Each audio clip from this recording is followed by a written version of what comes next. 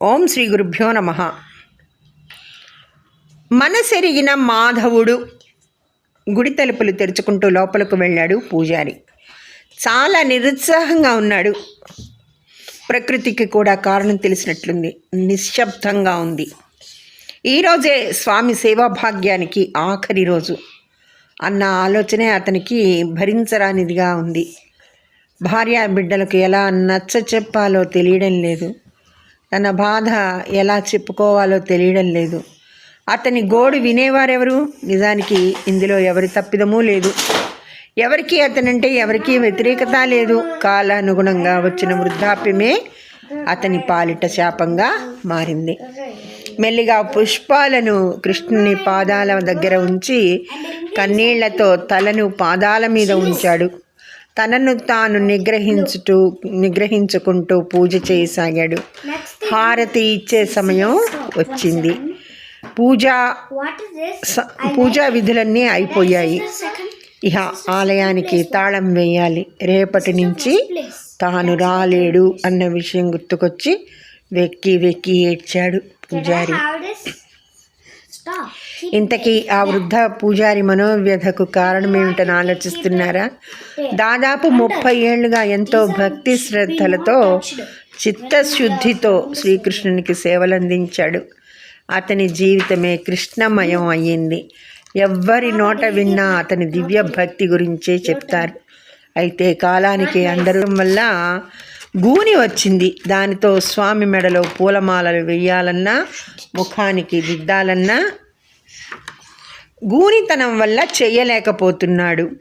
అందుకే కమిటీ వారు అతని కుమారునికి బాధ్యతలు అప్పగిస్తున్నారు. ఆ రోజే అతని సేవలకు చివరి రోజు. అది అతని వ్యధకు కారణం. ఓ కృష్ణ, ఇదే నా ఆఖరి పూజ. ఇన్నేళ్ల కాలంలో నా వల్ల తెలిసి కానీ తెలియక కానీ అపరాధం జరిగి ఉంటే నన్ను క్షమించు. నీకు పూలమాలలు వేయలేకపోతున్నాను, నుదుట తిలకం దిద్దలేకపోతున్నాను. నువ్వే సర్దుకుపోయావు. ముసలితనం వల్ల నీ సేవకు దూరం అవుతున్నాను. నేను నీ సహాయుణ్ణి, నన్ను మన్నించు కృష్ణ అంటూ కన్నీటితో వీడ్కోలు పలికి ఆలయానికి తాళం. తెల్లవార్లు అతనికి నిద్ర పట్టలేదు. చెప్పలేని బాధ అతన్ని స్థిమితంగా ఉండనీయలేదు.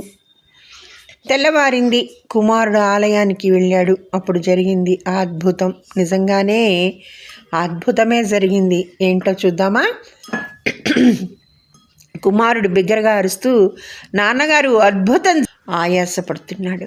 వృద్ధ పూజారి ఆశ్చర్యపోతూ ఆలయానికి వచ్చి చూస్తే నిలబడి ఉన్న కృష్ణ విగ్రహం కూర్చొని ఉంది. అతని ప్రాణానికి ప్రాణమైన మాధవుడు మందస్మిత వదనంతో కూర్చొని అతనితో సేవలు చేయించుకోవడానికి సిద్ధంగా ఉన్నాడు.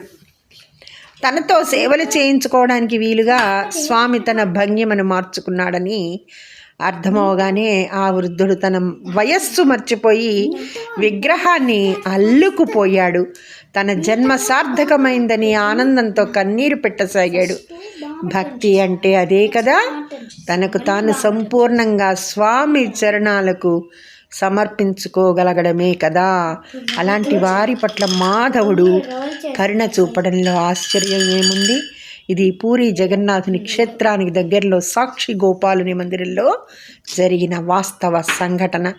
భగవంతుడు భక్తులపై చూపే కరుణకు ప్రత్యక్ష నిదర్శనం ఈ సంఘటన. జై శ్రీమన్నారాయణ. హరే రామ హరే కృష్ణ, హరే రామ హరే కృష్ణ, హరే రామ హరే కృష్ణ. ధన్యవాదములు. సర్వే జనా సుఖినో భవంతు.